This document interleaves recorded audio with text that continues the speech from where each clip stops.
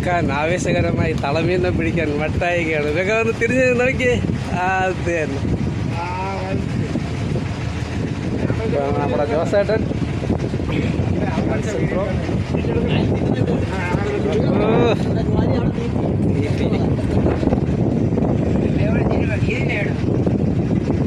അടുത്ത വരയ്ക്കാനായിട്ട് സാബുണ്ണനും അവസാനവും പണിയിരിക്കുകയാണ്.